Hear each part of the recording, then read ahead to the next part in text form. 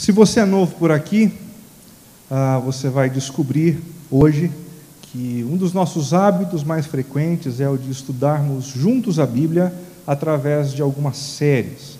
Nós não estudamos simplesmente temas isolados, mas através de algumas séries nós nos aventuramos ao aprofundamento nas Escrituras, naquilo que a Bíblia diz, de tal forma extrair dela o melhor para a nossa vida, os desafios que Deus tem dado para as nossas vidas. Em especial, nessa noite, nessa hora, nós vamos iniciar uma série chamada Vulnerabilidade e Desnudamento, uma releitura do livro dos Salmos.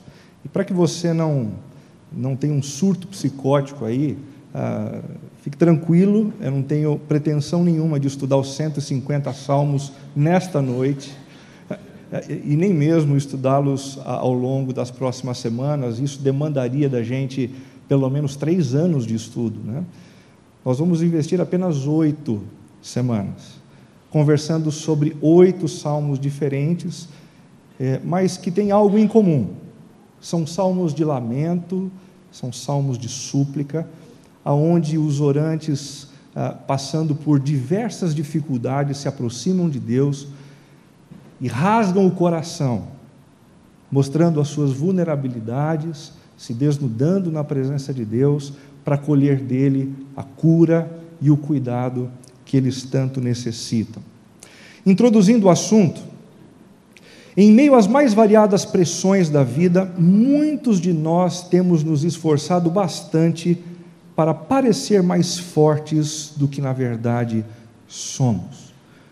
Muitos de nós enfrentamos problemas no trabalho e quando chegamos dentro de casa, ouvimos a pergunta: está tudo bem com você? Está tudo em ordem? E a gente imediatamente se recompõe e diz: está tudo certo, tudo ok, não se preocupe comigo. A casa está caindo, problema de relacionamento conjugal, problema com os filhos, e a gente vai para o ambiente de trabalho e quando alguém pergunta: estou percebendo você meio estranho, está tudo bem, está tudo em ordem, e a gente imediatamente se recompõe dizendo: não, está tudo bem, está tudo certo, não se preocupe demais comigo. Os nossos amigos percebem isso.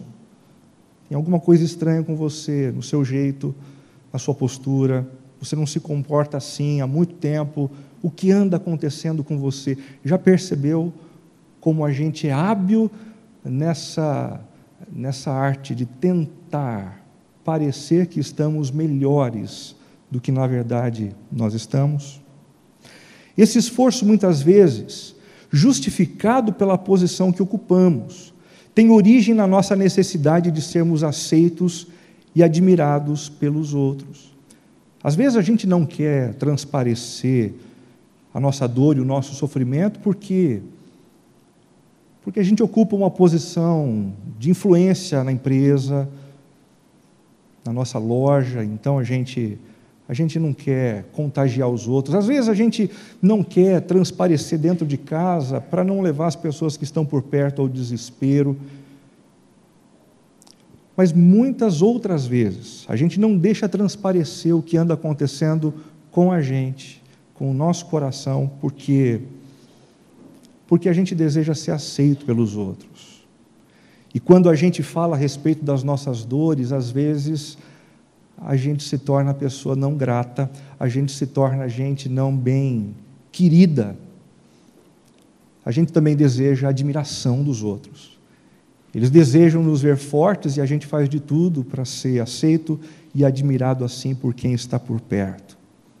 Por conta disso, represamos os sentimentos e as angústias do nosso coração que não deviam ser evitadas sempre. Em muitos momentos a gente precisa evitar sim, mas não sempre. Porque represar tristezas, medo, angústias, dores, faz com que essas coisas inchem dentro do nosso coração e drenem as nossas energias e roubem a nossa alegria. Nós precisamos sim de um ambiente onde possamos ser nós mesmos. Todos precisamos de um espaço seguro, onde podemos ser nós mesmos, livres das máscaras, a fim de lidarmos com os nossos sentimentos mais profundos. É exatamente aí que entra o livro dos Salmos. O livro dos Salmos, que é um dos livros mais lidos de toda a Bíblia, devido à maneira franca e escancarada como os seus autores conversam com Deus sobre as suas questões. E quando a gente lê o livro dos Salmos, a gente ouve os salmistas dizendo coisas para Deus que, na verdade, a gente gostaria de dizer. Quando o salmista diz: Deus meu, por que me desamparaste? A gente é que gostaria de estar dizendo isso. Senhor, por que as tuas flechas fizeram de mim um alvo? Na verdade, a gente que gostaria de dizer isso. E quando a gente se aproxima dos Salmos, a gente se identifica. As dores deles são as nossas dores. As expectativas deles são as nossas expectativas. As esperanças deles são as nossas esperanças também. Um outro aspecto altamente contagiante dos Salmos é a sua poesia, repleta de metáforas que aprofundam conteúdos de uma maneira muito simples. Quando a gente ouve, por exemplo, o Salmo 23, que diz: o Senhor é o meu pastor, imediatamente a nossa imaginação voa, e a gente já começa a imaginar o Senhor se aproximando de nós como um pastor de ovelhas cuida dos seus animais, zelando para que os seus animais não sejam atacados de maneira mortal, zelando para que eles tenham sempre proteção, zelando para que eles tenham sempre comida, zelando para que eles sejam sempre muito bem cuidados. Não obstante as muitas metáforas que a gente conhece e acaba com elas se identificando, algumas dos salmos perderam a sua clareza devido à distância cultural que nos separa dos seus ouvintes originais. Algumas metáforas a gente entende, outras não. Pudera, né? Há um tempo atrás, há uns dias atrás, eu contei uma piada para o meu filho, Rafael, de 12 anos, ele ficou olhando assim para mim. E ele não riu da minha piada. Eu disse: por que você não riu da minha piada? Ele disse: pai, eu não entendi absolutamente nada do que você disse. Se o meu filho não entende uma piada que eu contei, imagine algumas piadas ou algumas metáforas contadas há milhares de anos atrás. Os salmos foram escritos aí entre 500 e 1000 anos antes de Cristo. É tempo para chuchu, é muita distância mesmo. Para resolver esse problema, o Dr. Eugene Peterson decidiu fazer uma nova versão da Bíblia que comunicasse a sua mensagem de maneira contemporânea. Eu não sei quantos de vocês conhecem essa Bíblia. Ela não é uma tradução da Bíblia, mas ela é uma versão baseada nos seus textos originais, fantástica, onde essas metáforas são recuperadas e trazidas para o nosso dia a dia, de tal maneira a entendermos o que os autores originais da Bíblia tentaram nos dizer. Ela se chama A Mensagem. Muita gente tem lido e sido contagiado pelos salmos que foram traduzidos pelo Dr. Eugene Peterson. Gente conhecida por aí também. Um homem chamado Bono Vox, cantor do grupo U2, foi uma dessas pessoas, que se encantou tanto com a leitura dos salmos, dentro da Bíblia, a mensagem, que acabou entrando em contato com ele. Bom, acho melhor você ouvir essa história dele mesmo.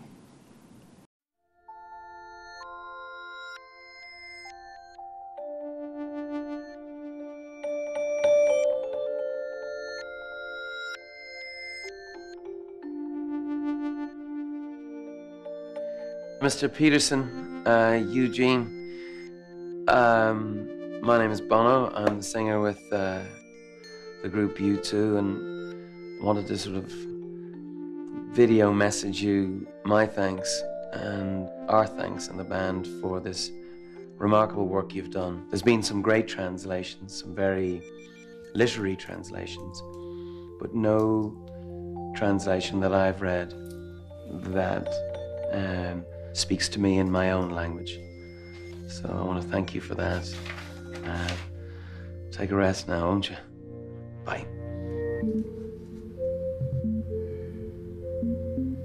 I'd never heard of Bono before. And then one of my students showed up in class with a copy of the Rolling Stones. Rolling Stones? And in it, there was an interview with Bono in which he talked about me and the message. And he used some, slangy language about who I was. And I said, "Who's Bono?" And they were dumbfounded. I'd never heard of Bono. But that's not the circle that I really travel in very much. So that's how I first heard about him.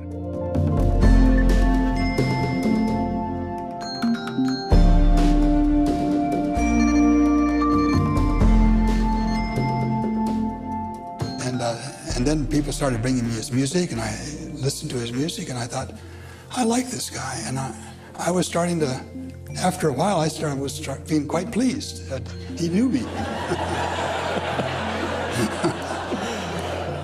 Yes, but the rest of the story is when he invited you to come and hang with them for a while, you turned him down. I was pushing a deadline on the message. I was finishing up the Old Testament at the time, and I really couldn't do it. You may be the only person alive who would turn down the opportunity just to make a deadline. I mean, come on. It's Bono, for crying out loud. Dean, it was Isaiah. Yeah. The Old Testament is a long, long book, much longer than the New Testament. And it did take a long time and a lot of devotion on both of our parts to have that happen.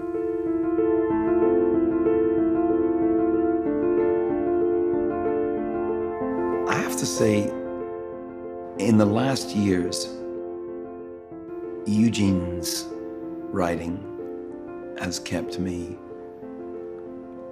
as sane as this is, if you call it sane, which you probably won't. Run with the Horses. That's a powerful manual for me. And it includes a lot of incendiary ideas. I hadn't really thought of Jeremiah as a performance artist. Why do we need art? Why do we need the lyric poetry of the Psalms? Why do we need art? Because the only way we can approach God is, if we're honest, through metaphor, through symbol. So art becomes essential, not decorative. I learned about art. I learned about the prophets. I learned about Jeremiah with that book, and that really changed me. And then several years later, this was about 4 or 5 years ago, Bono would like us to come to Dallas, Jan and me, to come to Dallas for a concert. We went to the concert. He was very sensitive to us. We were really well cared for, had really good seats. And I'd never seen a mash pit before. That was my introduction to the mash pit. Is it a pit? It's a mosh pit. Mosh pit. Okay. You can see how uneducated I am in this world. And we had it was a 3-hour lunch. And we just had a lovely conversation. It was just very personal, relational. He didn't put me on any kind of a pedestal, and I didn't him. So we were very natural with each other. But I was just, through that 3-hour conversation, I was just really taken by the simplicity of his life, of who he was, who he is. And there was no pretension to him. And so at that point, I just, felt like he was a companion in the faith.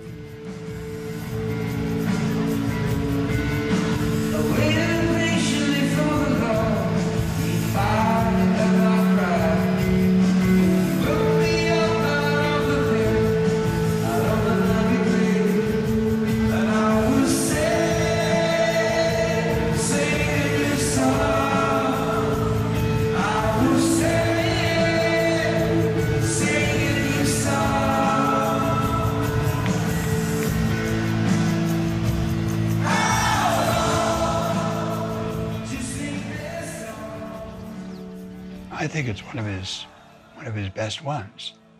And he sings it a lot. I mean, he does this a lot. It's one of the Psalms that reaches into the hurt and disappointment and difficulty of being a human being. And acknowledges that in a language that is immediately recognizable. You know, there's something that reaches into the heart of a person and the stuff we all feel, but many of us don't talk about.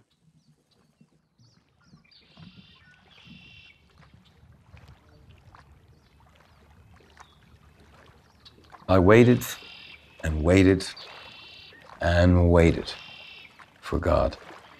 At last, he looked, finally he listened, and he lifted me out of the ditch. He pulled me from deep mud. He stood me up on a solid rock to make sure that I wouldn't slip. He taught me how to sing the latest God song.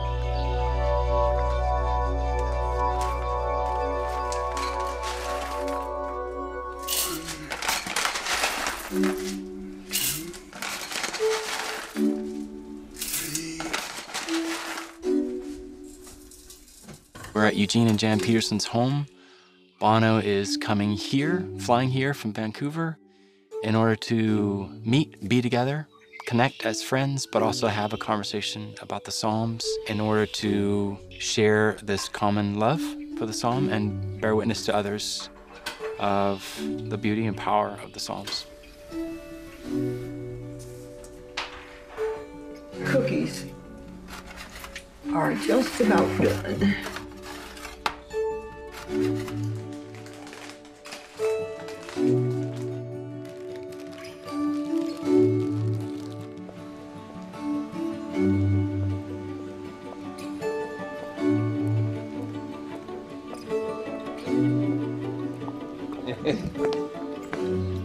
Now look at this. It's so good to have you here. Great to see you. Oh, God bless you. Well, God has blessed you, that's for sure. Look where you live. This is quite a spot. You know, I just realized, never been to Montana. Haven't you really? So many gifts already, just since being here. And welcome to the Flathead. That's what I always like to say to people when they come.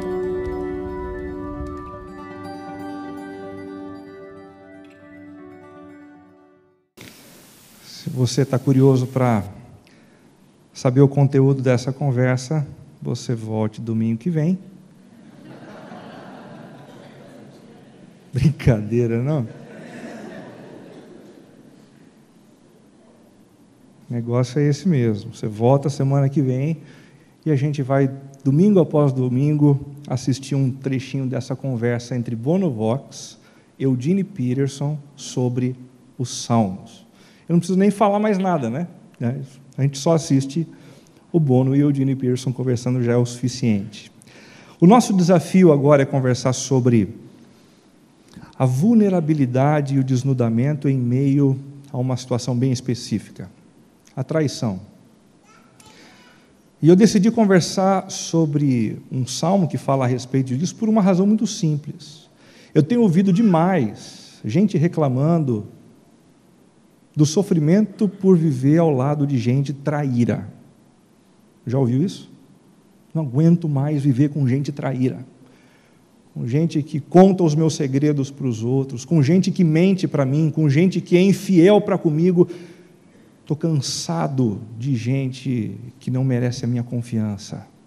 Muita gente tem sofrido hoje em dia, e um salmista em especial sofreu de forma muito profunda essa mesma dor. É o que a gente encontra no Salmo de número 5. Ele ora a Deus dizendo assim: escuta, Senhor, as minhas palavras, considera o meu gemer, atenta para o meu grito de socorro, meu Rei e meu Deus, pois é a Ti que imploro. De manhã ouves, Senhor, o meu clamor, de manhã te apresento a minha oração e aguardo com esperança. Tu não és um Deus que tenha prazer na injustiça, contigo o mal não pode habitar. Os arrogantes não são aceitos na tua presença. Odeias todos os que praticam o mal.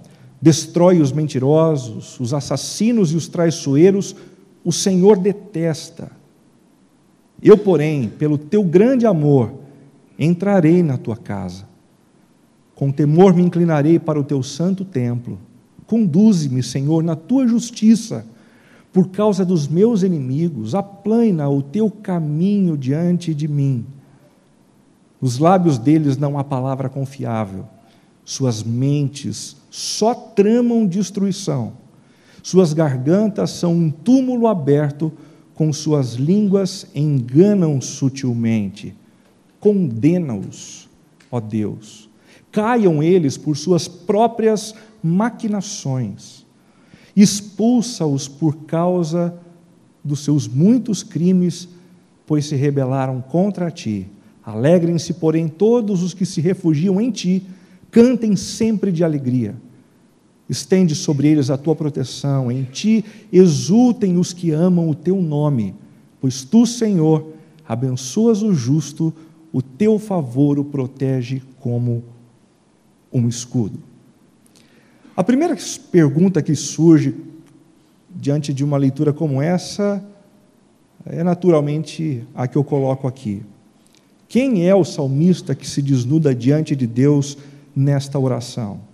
E a primeira resposta a essa pergunta é: um ilustre desconhecido. Diferente do que acontece com outros salmos, onde a autoria é mencionada, ou até mesmo atestada por versículos do Novo Testamento, aqui a gente não tem um autor. E isso é, de cara, uma notícia muito interessante, porque revela que nós não precisamos de credenciais para nos apresentar diante de Deus, a fim de processar as nossas dores.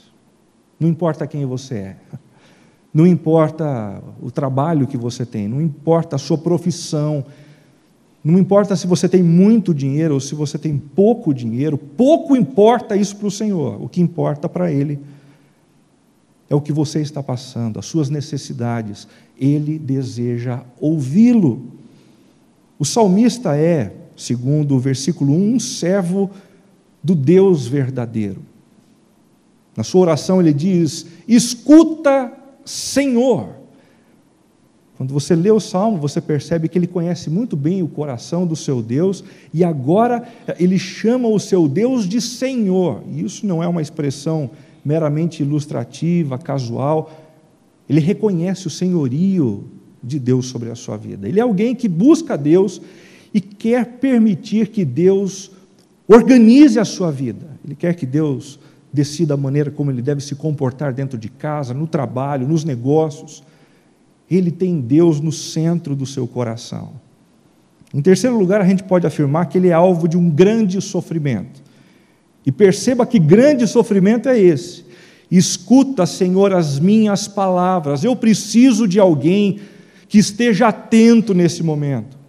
Eu não quero conversar sobre trivialidades, eu não quero alguém para simplesmente trocar figurinhas numa sexta-feira à noite. Eu quero alguém que ouça o que eu tenho para dizer, porque o que eu tenho para dizer é algo que tem rasgado o meu interior. Eu preciso do Senhor. Me escuta, por favor. Considera o meu gemer, atenta para o meu grito de socorro. Perceba como ele alterna, no meio do sofrimento, entre o desejo de gritar e a capacidade de gritar no meio do sofrimento.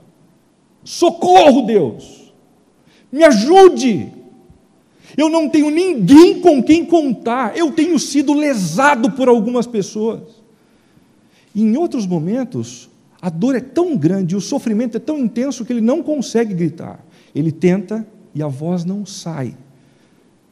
E por isso ele simplesmente geme. Já passou por uma situação assim? Sem força nem mesmo para poder gritar por socorro. Às vezes, conversando com algumas pessoas no consultório da igreja, eu percebo exatamente isso. Algumas pessoas falando até baixinho, por não ter mais força de encarar determinadas situações duras, difíceis, fruto, muitas vezes, da ação de gente má que nos cerca. E, por último, o salmista é um ilustre e desconhecido servo do Deus verdadeiro, alvo do grande sofrimento pela ação de gente perversa. Ele diz no versículo 8, por causa dos meus inimigos. Puxa vida, mas um servo de Deus tem inimigo? Tem inimigo pra caramba. Sem dúvida nenhuma, a gente não ganha nenhum tipo de licença para viver sem inimigos quando a gente se une a Deus. Pelo contrário, a nossa própria postura em contraste com o que a sociedade diz e com os valores que são apregoados na cidade, são bons motivos para a gente ter inimigos. Você imagina quando você, por exemplo, vai vender uma propriedade e o sujeito se aproxima de você e diz, espera um pouquinho, vamos tentar ver uma forma da gente pagar menos imposto aqui, que tal a gente passar por um valor abaixo? E você diz, sinto muito, não costumo fazer negócios assim. Ganhou um inimigo.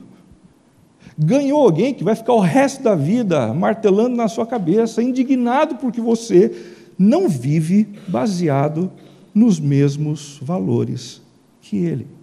Esse é o salmista que se desnuda diante do Senhor. E quem eram as pessoas perversas a quem o salmista chama de inimigos? Bom, a primeira dica é que os seus inimigos eram gente falsa e mentirosa, bons hipócritas, gente que na frente era uma coisa e por trás era outra. Nos lábios deles não há palavra confiável. Já caiu nas redes de alguém assim? Anda sofrendo por conta de gente hipócrita?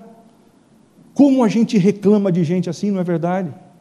Gente que cruza o nosso caminho e quando está na nossa frente se comporta de determinada maneira. A gente mal vira as costas e vem a pedrada e a gente percebe os desarranjos. O salmista também lutava com gente perversa e destrutiva. Perceba, gente perversa e destrutiva. Renato, espera um pouquinho, não é possível que existam pessoas assim, mas de verdade, na essência, existem. E se você ainda não provou do poder deles, mais cedo ou mais tarde vai provar. Como existem pessoas por aí que têm prazer em ver a nossa queda, a nossa ruína. Você separou, e tem gente dando risadinha com o canto da boca. Você está com uma crise com os filhos, e lá no fundo você percebe que alguém ficou com um problema financeiro, então vai ter gente rindo pra caramba, feliz da vida, porque você não vai conseguir trocar o carro, porque você não vai conseguir fazer as viagens que gostaria de fazer. Como tem gente ruim do nosso lado, que se alegra com o nosso sofrimento. O salmista também sofria com gente astuta e fraudulenta, aqueles espertalhões, que sempre esperam os momentos em que a gente está vivendo na fragilidade para nos fazer propostas indecentes, para tirar o que a gente não tem, para engolir o nosso próprio corpo. Suas gargantas são como um túmulo aberto. Se a gente dá ouvido às palavras dessas pessoas, o que a gente encontra é a própria morte. Em último lugar, gente lisonjeira e bajuladora. O salmista sofreu com gente bajuladora. Sabe aquele sujeito que se aproxima, que só faz elogios, que nunca tem uma palavra atravessada, tudo. Perto dessa pessoa você se sente até melhor. Cuidado com o lisonjeiro, cuidado com o bajulador, porque o que há de manipulação por trás de algumas das palavras que a gente ouve é uma enormidade. O salmista sofreu com isso, muitos de nós aqui também temos sofrido por conta disso. Gente lisonjeira e bajuladora. Mas a quem o salmista recorreu em meio ao sofrimento, ao lidar com pessoas dessa natureza? O versículo de número 2 diz: atenta para o meu grito de socorro, meu Rei e meu Deus. em meio ao seu sofrimento por conta de pessoas assim, más, destrutivas, lisonjeiras, bajuladoras, mentirosas, fofoqueiras, o que ele fez foi entrar no santuário, buscar a presença do seu Deus, e perceba a maneira como ele se dirige a Deus. Ele diz: meu rei e meu Deus. Essa não é uma expressão muito comum na Bíblia. A gente encontra pessoas falando a respeito de Deus e do Deus que é rei, mas poucas vezes os autores bíblicos se referem a Deus como o meu Deus. Por trás dessa expressão, meu Deus, o salmista expressa a sua intimidade com o Senhor e a confiança que ele tem em Deus, a confiança dele. É como se ele estivesse dizendo: eu não estou buscando a solução para os meus problemas em outros lugares, no balcão de outros deuses, mas eu estou colocando a minha confiança em Ti. Muitas e muitas vezes a gente é tentado no meio do sofrimento e buscar solução em outros balcões, das mãos de outros deuses. É furada, é problema, é encrenca. Faça como o salmista, coloque a sua confiança no Deus que você conhece. E ele diz: meu rei, enfatizando que o Senhor não é apenas o Criador de todas as coisas, mas acumula também a função de juiz.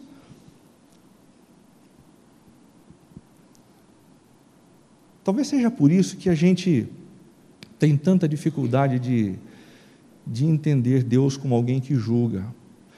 Nós temos presidente, nós não temos rei. E o presidente tem uma função, o legislativo tem outra, o judiciário tem outra, mas quando a gente fala de um rei, a gente fala daquele que acumula todas essas funções. Ele legisla, ele executa e ele exerce juízo. O salmista diz: eu vou colocar a minha causa nas tuas mãos, Senhor. Nas tuas mãos, porque o Senhor é juiz. O Senhor tem direito de fazer justiça com as suas próprias mãos. Você tem colocado a sua causa perante o Senhor? Qual é a causa que hoje mais te desequilibra? Qual é a situação que mais mexe com você, que rouba o teu sono, que te leva às lágrimas? Você tem sido assaltado por algumas pessoas? O nosso Deus é juiz. E você pode procurá-lo, colocando diante dele a sua causa, ele vai ouvi-lo. É assim que o salmista se aproxima do Senhor. Mas por que é que ele recorre a Deus? Por que é que Deus é tão importante num momento como esse? Em primeiro lugar, porque ele sabe que Deus o ama. O versículo 7 diz: eu, porém, pelo teu grande amor, entrarei em tua casa com temor, me inclinarei para o teu santo templo. Ele sabe que no coração de Deus há um movimento do qual ele não consegue se livrar, que é o movimento na direção de gente oprimida e injustiçada. Deus tem esse movimento no coração dele. Você quer conhecer algo que Deus não consegue? É isso. Virar os olhos para quem está sofrendo, virar os olhos para quem está sendo injustiçado, oprimido, excluído. Ele não consegue. E se você está precisando dele, você pode contar com ele, porque o amor dele é leal. Mas não apenas por isso, o salmista recorre ao seu Deus, porque ele sabe que Deus também é justo. São duas virtudes de uma mesma pessoa, dois lados de uma mesma moeda. O nosso Deus é todo amor, mas ao mesmo tempo é justo. E se você precisa de justiça, Ele tem justiça para oferecer. Tu não és um Deus que tenha prazer na injustiça. Contigo o mal não pode habitar. Os arrogantes não são aceitos. Odeias os que praticam o mal, destróis os mentirosos, os traiçoeiros, detesta. Ele sabe que Deus é justo, e ele menciona isso através de 3 negativas e 3 imperativos positivos. Não tem prazer na injustiça, não pode habitar com o mal, e não são aceitos, e 3 positivas: odeias, destróis e detesta. Alguns de nós crescemos com a ideia de que Deus é um velhinho praticamente incapaz de se levantar de uma cadeira e que se importa muito pouco com os nossos deslizes, com os nossos erros, ou até mesmo com as nossas necessidades. Essa não é uma imagem trazida para o nosso coração das Escrituras. Essa é uma imagem mais coerente. Um justo e reto juiz. Ao longo dessa semana, um juiz brasileiro foi condecorado nos Estados Unidos como uma das pessoas mais influentes da nossa sociedade. Que gostoso a gente perceber um juiz sendo colocado nessa posição. Agora nós estamos conversando a respeito de um juiz que é muito mais justo, que é muito mais poderoso e que é muito mais capaz de te ajudar e de me ajudar do que nós podemos imaginar.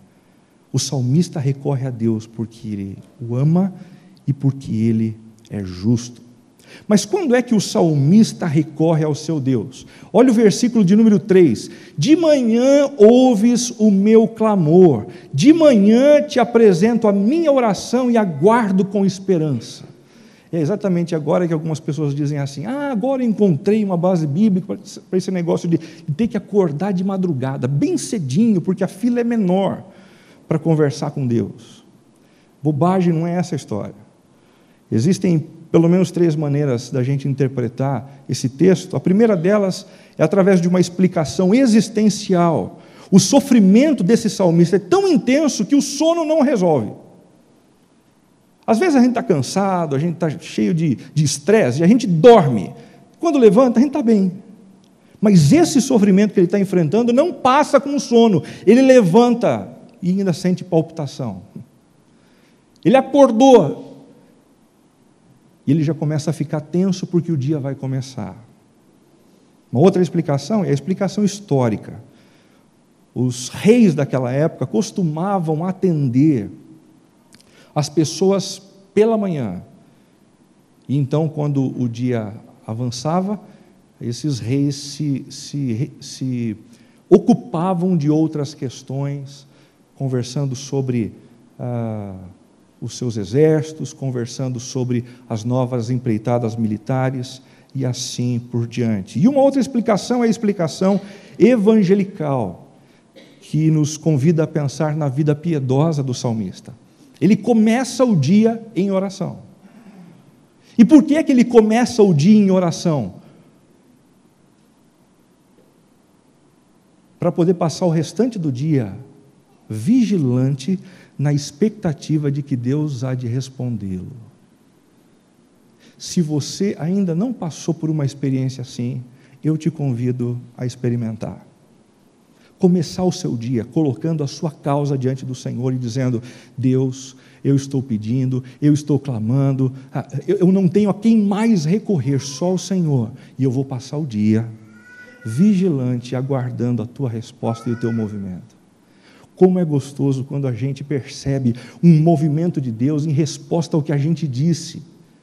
É aquela sensação de que a gente não está sozinho, de que Deus de fato escutou a nossa oração e se moveu de uma forma ou de outra para nos ajudar em meio à nossa questão.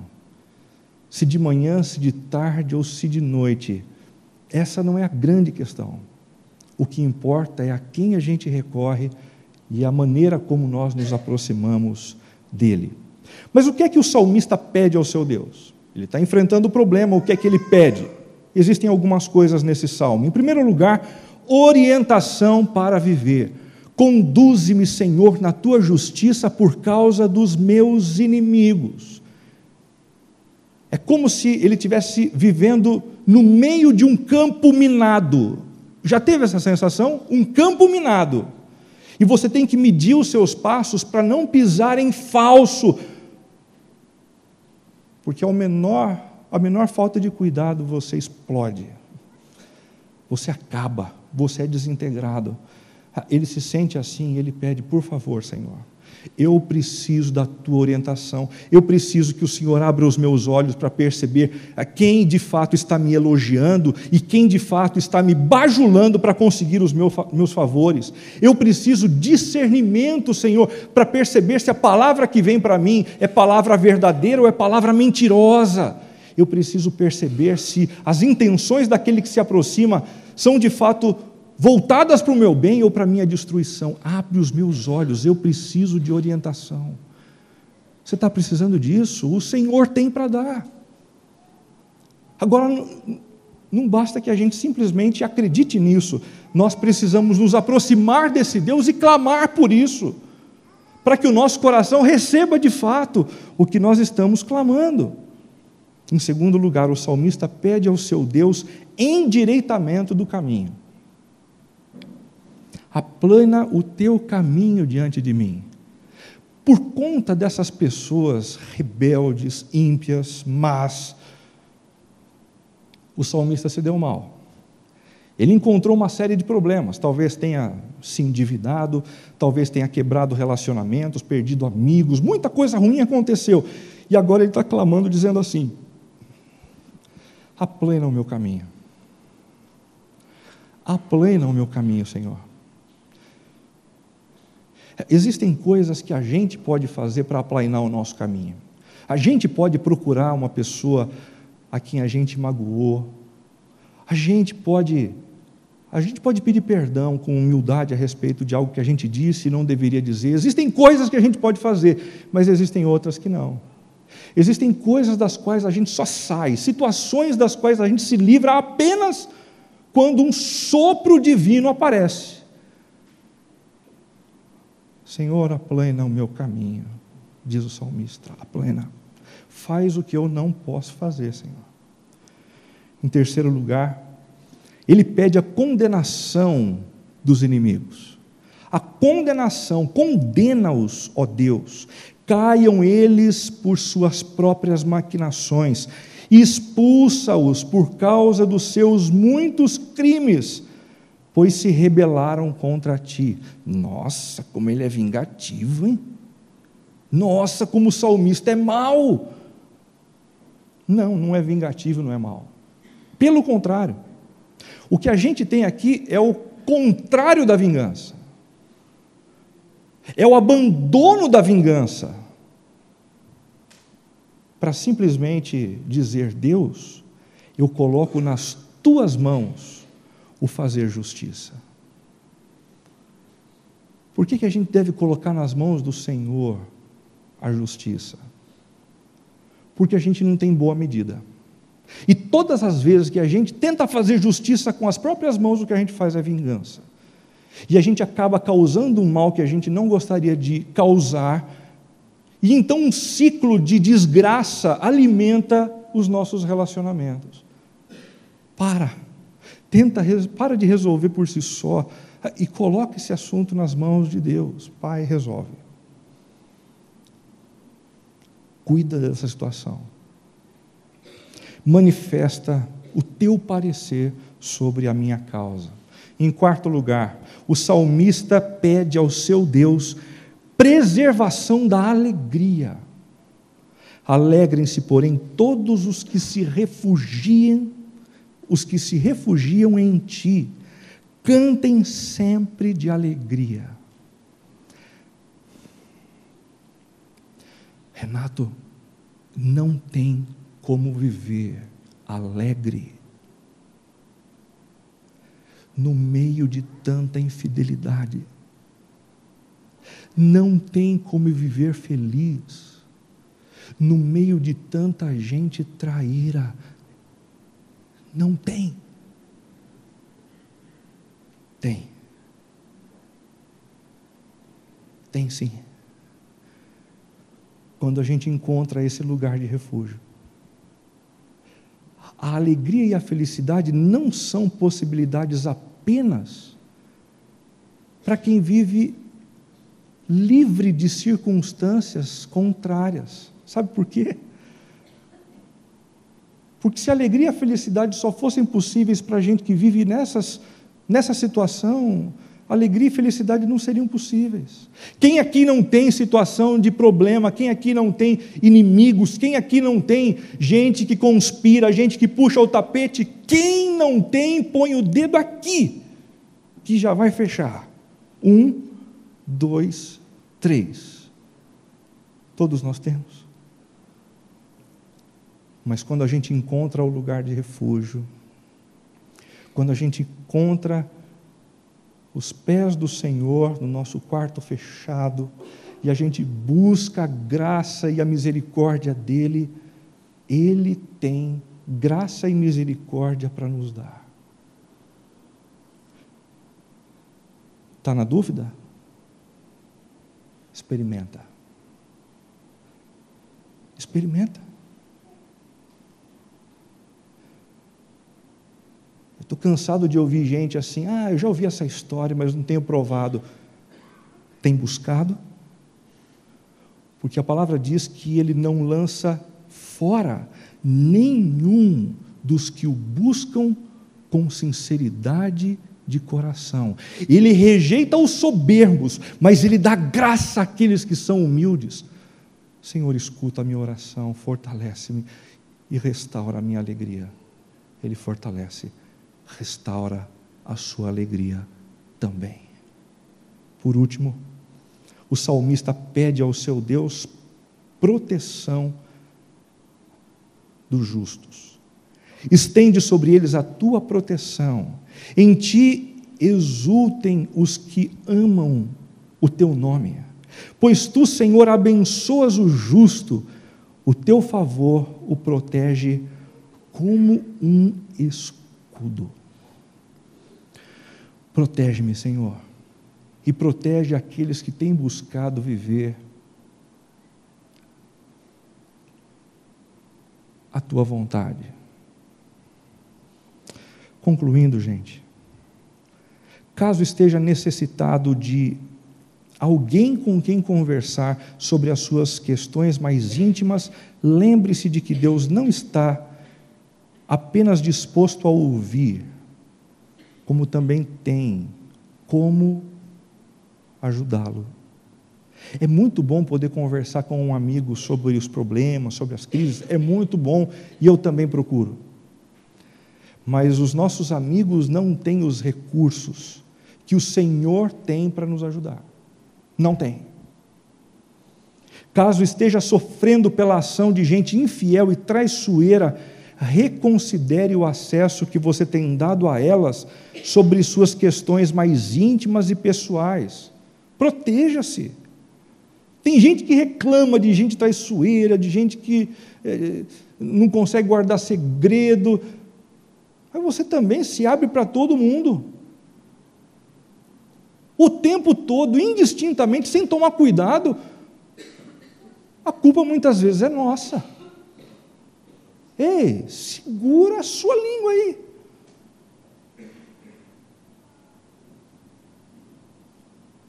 A nossa intimidade deve ser dada de maneira proporcional à confiança conquistada por aqueles que estão ao nosso redor. Seja sábio nisso. Caso esteja sofrendo as consequências da maldade de seus inimigos, recorra ao Senhor, que é justo juiz, e clame pela intervenção assertiva e poderosa da parte dEle. O nosso Deus, em quem a gente pode confiar, é juiz. Que julga. Você tem uma causa? Coloque a sua causa nas mãos dEle.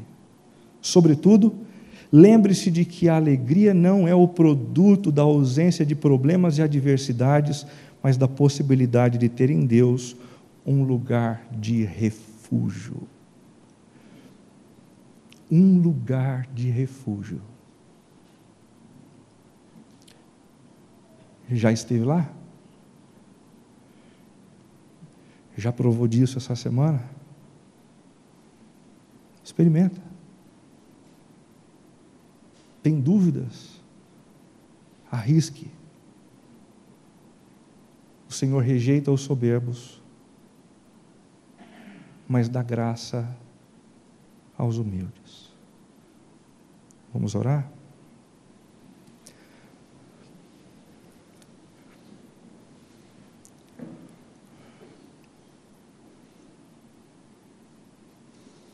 Pai, nós somos mais vulneráveis do que gostaríamos. Nós somos mais frágeis do que aqueles que estão ao nosso redor podem perceber. Mas é libertador saber que o Senhor nos conhece e continua nos amando. Recebe nessa hora as nossas dores, Pai. Como tem gente aqui nesta noite sofrendo, guardando no coração as mágoas, os atropelos, as bombas que foram lançadas impiedosamente contra eles. Que o Senhor os abrace, que o Senhor os envolva e que o Senhor, neste espaço de refúgio, restaure neles a alegria da Tua salvação. O fato de pertencerem a Ti. Nós clamamos nesta hora em nome de Jesus, aquele que enfrentou as mesmas dores e as mesmas lutas que a gente, os mesmos traiçoeiros e obstinados que enfrentamos todos os dias, demonstrando assim capacidade de nos entender e com a sua ressurreição poder para nos ajudar. Em nome e por amor de Jesus é que nós oramos. Amém.